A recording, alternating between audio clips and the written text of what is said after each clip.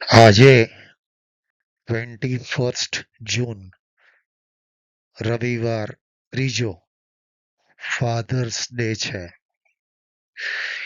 એક રીતે જોઈએ તો જૂન મહિનાનો ત્રીજો રવિવાર એટલે ફાધર્સ ડે. આખો સંસાર ગળગળો થઈ જાય છે. ત્વમેવ માતા ચ પિતા ત્વમેવ, ત્વમેવ સર્વમ મમ દેવ દેવ. સનાતન ધર્મએ તો દેવને જ પિતા અને માતા બંને તરીકે સ્વીકારી લીધા છે. સંસારમાં માનું હંમેશા પારખું કે કસોટી થાય છે. પિતાની પરખ કરવી જ અઘરી થઈ પડે છે. તેથી બાપાની કસોટી કરવી અઘરી હોય છે અને તેથી ફાધર્સ ડે ના દિવસે યાદ કરવાની પ્રથા શરૂ થઈ હશે. સાગર ખારો છે, પરખતા આવડે તો બહુરત્ન વસુંધરા છુપાયેલી છે. પાણીનું બાષ્પીભવન થાય અને મેહુલ્યો વરસે છે.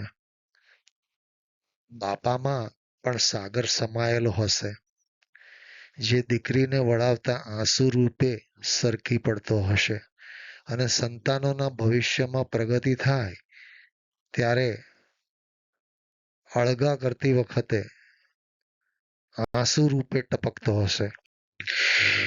મેઘધનુષ્ય જોવું ત્યારે તેમાં સફેદ રંગ શોધવો કસોટી ભરેલ હોય છે.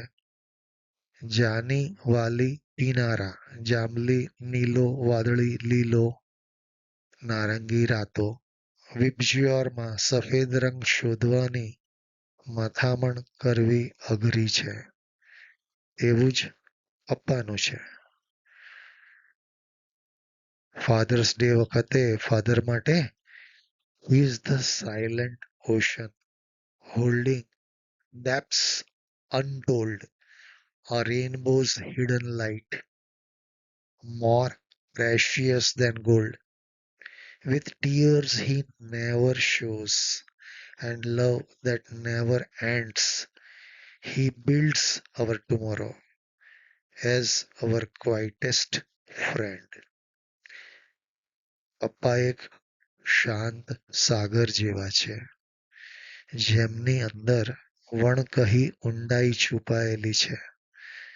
તેઓ મેઘધનુષ્યના એક અદ્રશ્ય સફેદ પ્રકાશ જેવા છે, જે સોના કરતા પણ વધુ કિંમતી છે.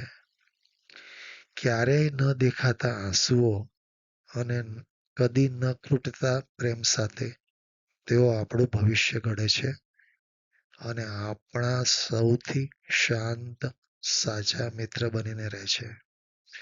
મિત્રો, આજે ફાધર્સ ડે ના દિવસે આ લઘુલેખ લખ્યો છે.